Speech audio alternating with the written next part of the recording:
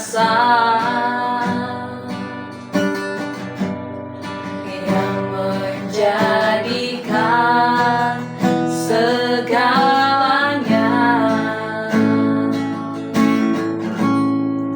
Ajaib perkasa yang diperbuatnya, yang diperbuatnya.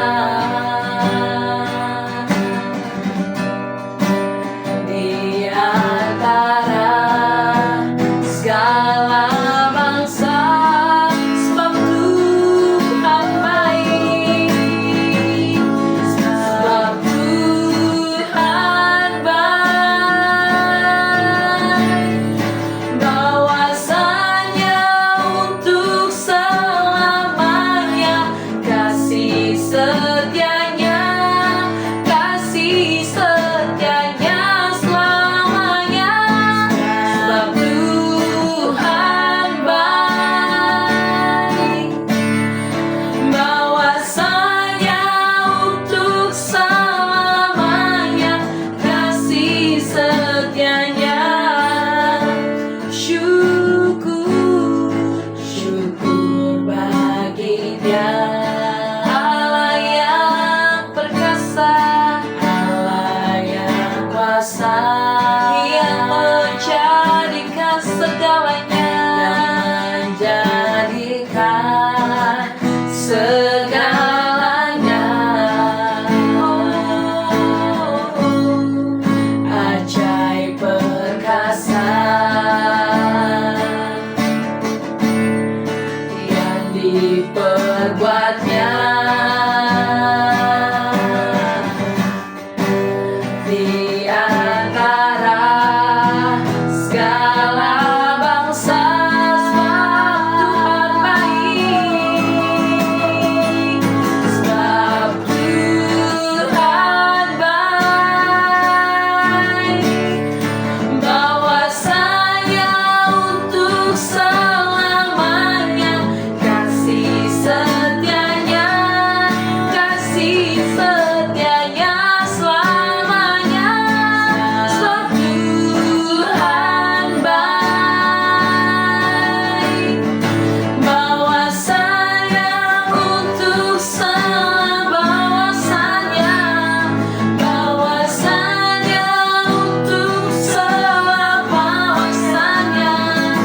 bahwasanya untuk selamanya kasih setianya. Terima kasih Tuhan Yesus untuk kebaikan-Mu di dalam hidup kami. Kami tahu kami ada hari ini semua karena kebaikan Tuhan, bukan karena kekuatan kami Tuhan Yesus, tapi karena kasih Tuhan yang besar atas setiap kami. Bahwasanya untuk selama-lamanya kasih setia-Mu di dalam hidup kami. Terima kasih Tuhan Yesus untuk kesempatan hari ini. Dan saat ini Tuhan, kami memohon biar Engkau hadir di dalam renungan firman Tuhan hari ini. Engkau memberikan kami rema yang baru, pengertian yang baru, dan biar setiap kami Tuhan Yesus boleh menangkap itu dan kami melakukannya dalam hidup kami. Kasih Bapa, dalam nama Yesus kami berdoa dan mengucap syukur, haleluya, amin. Shalom Bapak Ibu Saudara yang dikasihi Tuhan. Kita berjumpa lagi dalam perenungan intim dengan Allah. Pada hari ini, hari Sabtu tanggal 21 Februari 2026, kita akan mendengarkan dan merenungkan sebagian daripada firman Tuhan yang bertemakan berpegang teguh pada kebenaran. Pada perenungan hari ini yang berfokus dalam 2 Timotius 3 ayat 1-9. Dalam pembacaan Alkitab kita satu tahun ini terdapat di dalam Keluaran pasal 7-8 dan Markus pasal 16. Saya harap Bapak Ibu Saudara-saudari dapat membacanya terlebih dahulu. Pada perenungan hari ini ayat emasnya yang terambil di dalam Wahyu 2 ayat 2 sampai yang ketiga. Saya akan bacakannya, demikian firman Tuhan. Aku tahu segala pekerjaanmu, baik jerih payahmu maupun ketekunanmu. Aku tahu bahwa engkau tidak dapat sabar terhadap orang-orang jahat, bahwa engkau telah menguji mereka yang menyebut dirinya rasul. Tetapi yang sebenarnya tidak demikian, dan bahwa engkau telah mendapati mereka pendusta, dan engkau sabar dan telah menderita oleh karena namaku, dan engkau tidak mengenal lelah. Seringkali kita menjalani hidup dengan perasaan seolah-olah semuanya bergantung pada kita. Kita berusaha merencanakan masa depan, mengatur arah hidup, menjaga stabilitas, dan menghindari kegagalan. Namun cepat atau lambat kita menyadari satu kenyataan yang tidak bisa disangkal, bahwa hidup ini bergerak dalam siklus yang tidak pernah benar-benar kita kendalikan. Ada musim bekerja keras dan musim menunggu, ada masa bertumbuh dan masa bertahan, ada hari-hari penuh semangat dan hari-hari penuh kelelahan. Siklus ini tidak berhenti pada satu generasi. Ia terus berjalan bahkan lama setelah kita tidak ada lagi. Dan di tengah kenyataan itu sering muncul kegelisahan. Apakah semua usaha ini ada artinya? Atau apakah aku sedang berjalan di jalan yang benar? Firman Tuhan hari ini membawa kita pada satu penghiburan yang dalam, yaitu kita tidak memegang kendali, tetapi kita juga tidak perlu memegang kendali. Ada Tuhan yang memegang kendali atas setiap musim hidup kita. Namun, meski kita tidak mengendalikan segalanya, kita dipanggil untuk berpegang teguh pada kebenaran. Bukan mengendalikan hasil, tetapi setia dalam kebenaran. Bukan memastikan masa depan, tetapi berakar dalam firman Allah hari ini. Inilah ketegangan iman Kristen, yaitu kita berserah penuh kepada Allah yang berdaulat, namun kita tetap bertanggung jawab untuk hidup benar dan setia. Tema hari ini mengajak kita untuk menikmati apa yang Allah bawa ke dalam hidup kita hari ini, menantinya di dalamnya, dan beristirahat dengan tenang di dalam Dia yang mengatur setiap musim untuk kebaikan dan kemuliaannya. Kitab Wahyu ditulis oleh Rasul Yohanes ketika ia berada di Pulau Patmos dalam konteks penganiayaan terhadap gereja. Pasal 2-3 berisi 7 surat kepada 7 jemaat di Asia Kecil yang mencerminkan kondisi rohani gereja di segala zaman. Kitab Wahyu 2 ayat 2-3 adalah bagian dari surat kepada jemaat di Efesus. Jemaat ini dikenal sebagai jemaat yang kuat secara doktrin, rajin melayani, tekun dan tahan menderita, tidak kompromi terhadap ajaran palsu. Yesus sendiri yang berbicara kepada jemaat ini, dan ia membuka dengan kalimat yang menenangkan sekaligus menantang. Aku tahu.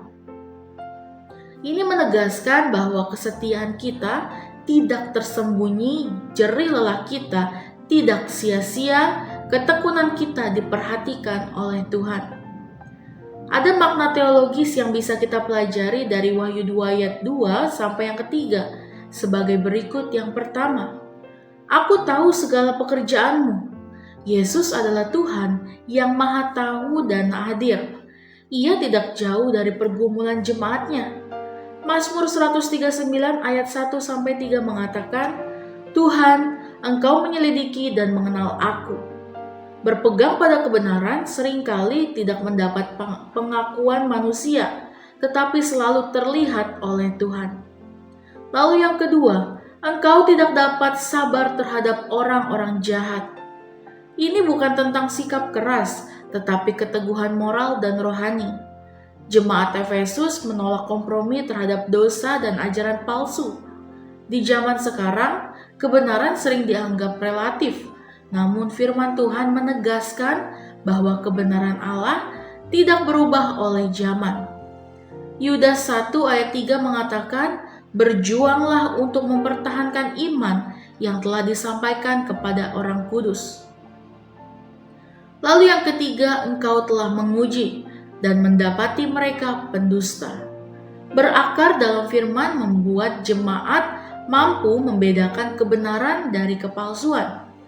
1 Yohanes 4 ayat 1 mengatakan, ujilah segala roh. Tanpa firman, kita mudah disesatkan. Dengan firman, kita berdiri dengan teguh. Lalu yang keempat, engkau sabar dan telah menderita oleh karena namaku. Berpegang pada kebenaran tidak selalu nyaman. Ada harga yang harus dibayar. 2 Timotius 3 ayat 12 mengatakan, semua orang yang mau hidup beribadah di dalam Kristus Yesus akan menderita aniaya. Namun penderitaan karena kebenaran tidak sia-sia. Kita hidup di dunia yang cepat berubah, penuh tekanan, syarat kompromi. Kebenaran sering dikorbankan demi kenyamanan. Kesetiaan dianggap ketinggalan zaman. Namun firman hari ini mengingatkan kita kalau yang Allah cari bukan kendali atas hidup, tetapi kesetiaan dan kebenaran. Kita tidak diminta untuk memahami seluruh siklus hidup, tetapi percaya kepada Dia yang mengatur siklus itu. Pengkhotbah 3 ayat 11 mengatakan, Ia membuat segala sesuatu indah pada waktunya. Refleksi kita pada hari ini, mari kita merenungkan bersama apakah kita berpegang pada kebenaran atau pada rasa aman kita sendiri? Apakah kita berakar dalam firman atau mudah terombang-ambing? Apakah kita bisa beristirahat dalam kedaulatan Allah hari ini?